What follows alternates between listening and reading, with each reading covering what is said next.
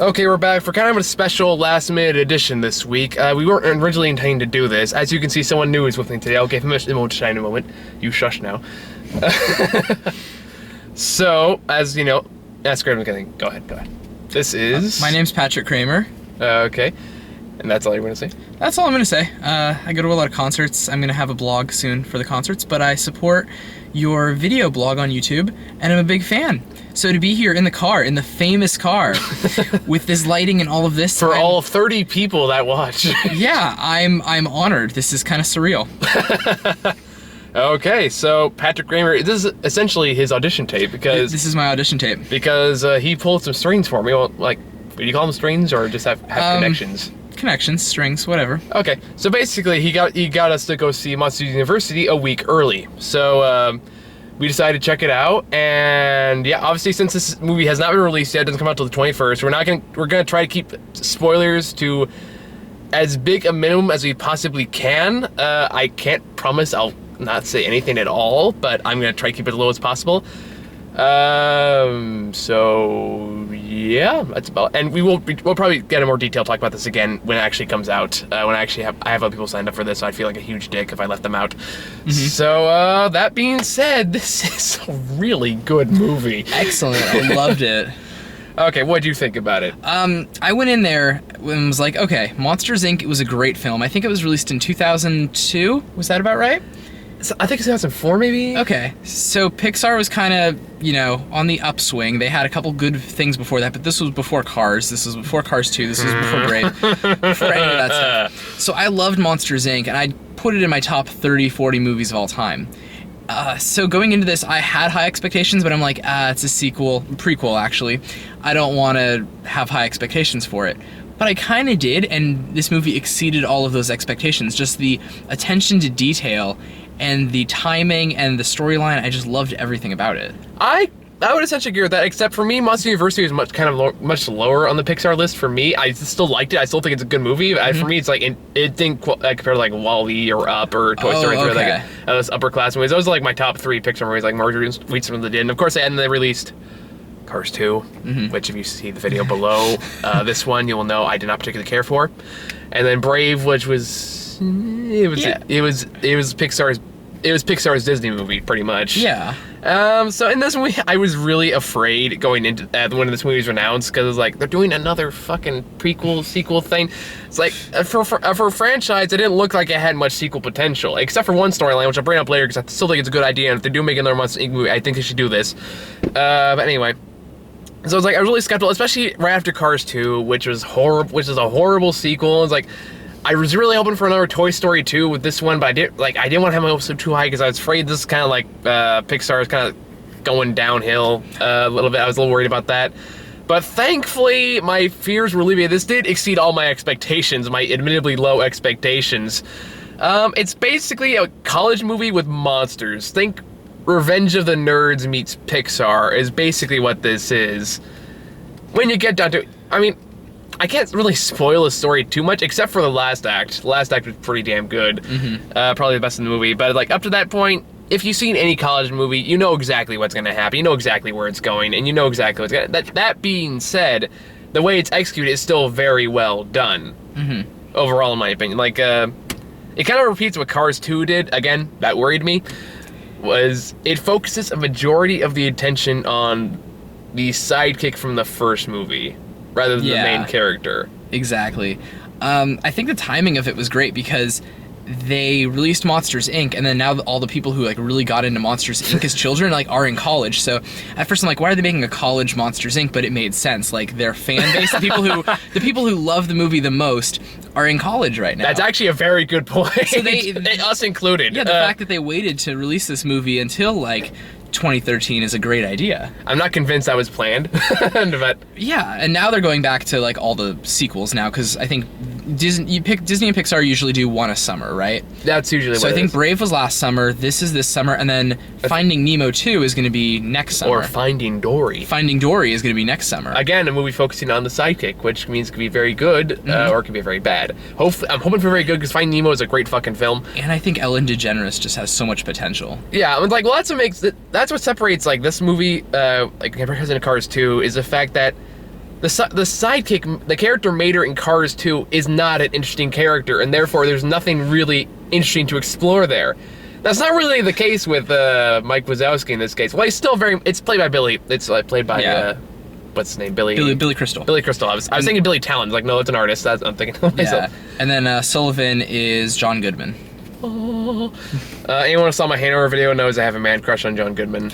You know what's strange is that I grew up with like watching John Goodman movies when I was a kid. You know, Monsters Inc. and you know whatever other ones he was in. Monsters Inc. and those other ones. The appropriate ones, of course. Like whenever he would lend his voice to like a kids movie. So you didn't watch The Big Lebowski? No, I watched The Big Lebowski about 3 months ago for the first time. And that kind of was like really weird to see like there's John Goodman, who I've known as like the voice of like all these childhood characters, and I'm just like, why the one that gives a fuck about the rules? Exactly, and that was kind of a shocker to me. I watched the movie like I said 3 months ago, and it was just like, whoa, that kind of destroyed so much. And now watching Monsters University, that's the only thing I could think of. Whenever his character was talking, I'm like, it's John Goodman. I mean, like I said this before, I said it again, John Goodman is a great actor, and he does a very good role. I think, in my opinion, he's one of the most underrated actors in Hollywood right now. But, like, I'm sorry, I like Billy Crystal's okay. I'm not a huge Billy Crystal fan. I like him in this case, as this particular character. I think he does it very well. Especially in this movie, he does it really, really well in this movie. Oh, yeah. But as a comedian, I've always thought it's kind of like, he's okay. It's kind of... Yeah. But, I mean, it's Billy Crystal. You either love him or you hate him.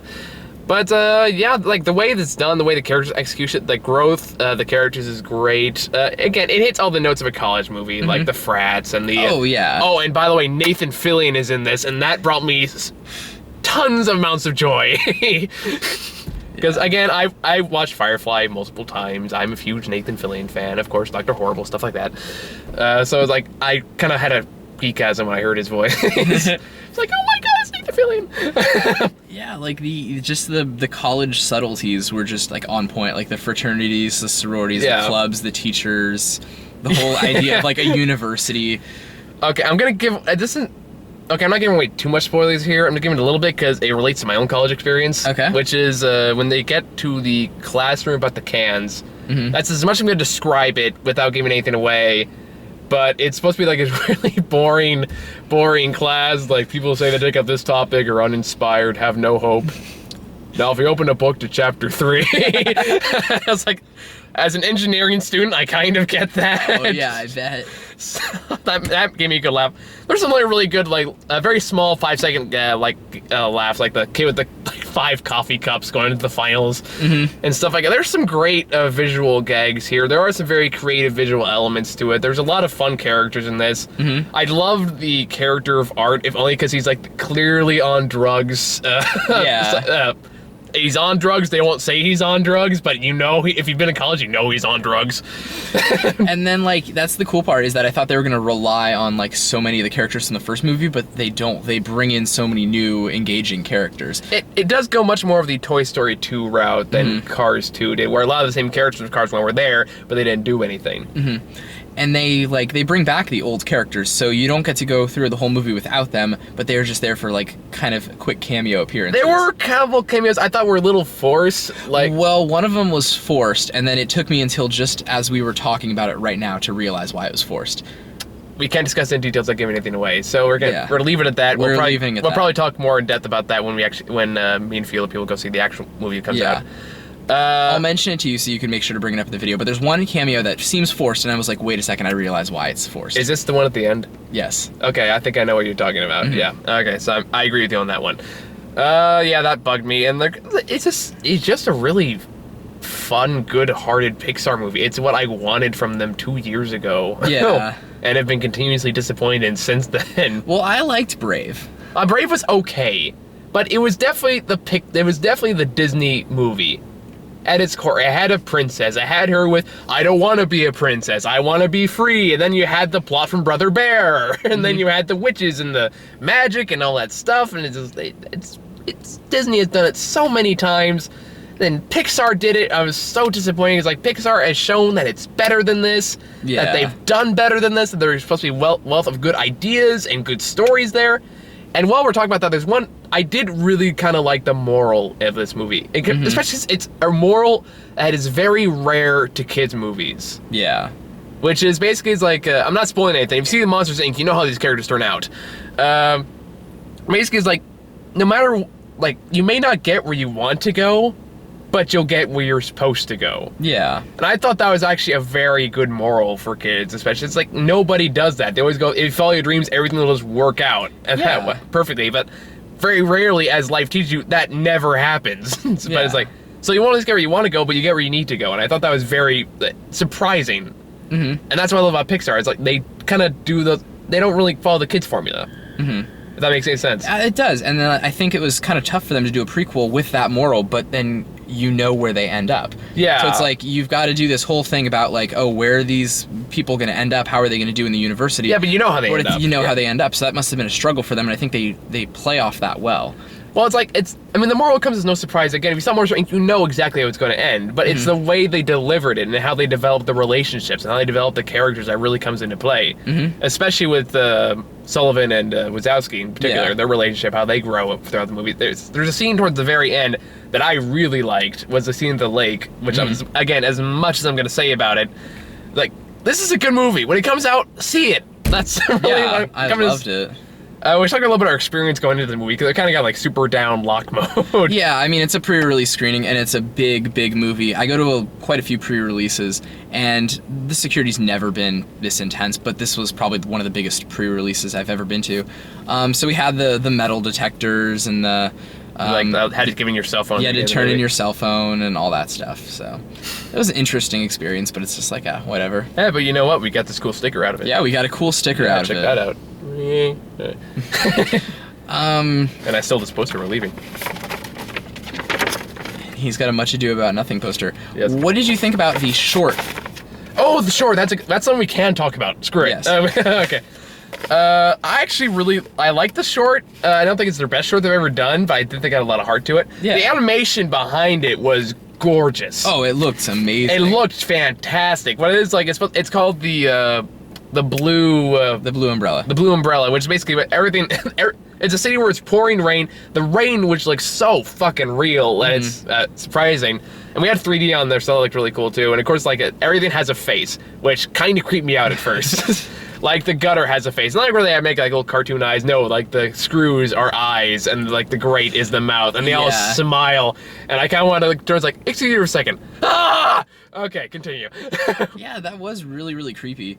But like, I liked it, and then I thought about it afterwards, and I'm like, it's kind of passable when compared to all the other Pixar shorts. Because the one before Brave, I believe it was Brave, was the... was that one with stars? No, well, maybe with stars. What was the one... it was Toy Story 3, the one where it was the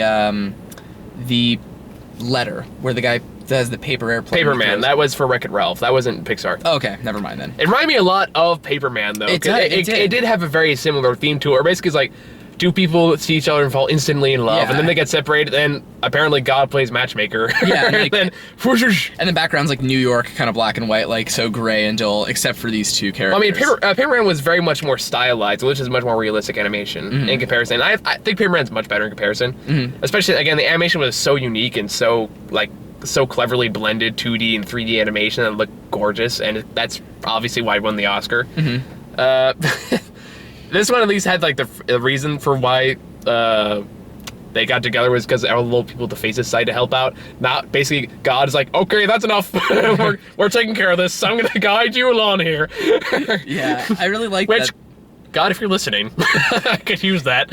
Yeah, it was kind of adorable. I just, like, when it was over, I'm like, okay, that was good, but I can't lie and say that's great. No, I mean, like, it was cute. I mean, it was cute. It's not the best short they've ever done. See, and I'm glad that we're not having this, like, conversation about the whole movie. Like, it's great, but it's not the best they've ever done, because I really think that my faith is restored in Pixar. Same here, actually. Is this good as, say, Up? No, it's not as good as Up. No. Or, like, but it's like, because... This one didn't make me cry. Hey, I cried it Up. I don't care what anybody... I'm not ashamed.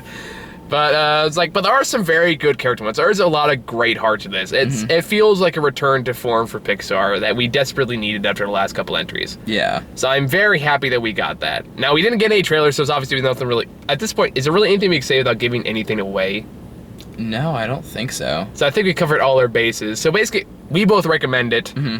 I think it's a really good movie. I think it's probably the best anime movie that's come out so far this year. That's not really saying much, since the biggest competition it had is The Croods, which was this close to being a great movie, but that's a whole other thing. Watch that video to find out why. I'm gonna go home and watch that video because I saw that movie. They should have killed Nicolas Cage. Yeah, I didn't love that movie. It was doing pretty good until that last bit, and then they pussed out. Mm-hmm. And I'm still mad about that. Because if they did that, it would have been fucking amazing. One question for you. How much did you enjoy, and this really isn't a spoiler because this is, I think, in the first 30 seconds of the movie practically, but seeing the little adorable, like, 6-year-old Mike Wazowski. Oh, yeah, that's in the trailer, so that's not giving anything away. The first line he said, I was just like, so adorable. The sad part, I was kind of watching like, this is strangely reminiscent of my childhood. So I was like, it kind of hit a little too close to home for me. Yeah, that was one of the most adorable things ever. That was just like... I was more surprised how well the voice actor managed maybe Billy Crystal. Yeah. It's like a 6-year-old, sounded like a 6-year-old Billy Crystal. Yeah, so it's like, bravo, little kid. Mm-hmm. But... yeah, I'd say I highly recommend it. I don't call you Grant. I don't know why. I'm so used to Grant being here with me. I can be Grant for the evening, but my name's Patrick. Okay. Well, both of us think you should go check it out. Absolutely. You probably won't get this adorable little sticker. No, but it might be on eBay. If you want to buy this sticker, log on to ebay.com/MichaelTheComicNerd. Don't look up, that doesn't actually exist. Oh. Will by midnight. Anyway, I think it's all we can say without really giving anything away. So, Patrick, you passed. Congratulations. Thank you. So, Aaron, welcome to the new team member. Thank you. Yeah, I think it's all we got to say. So, we'll see you all within the next couple days, probably with Man of Steel.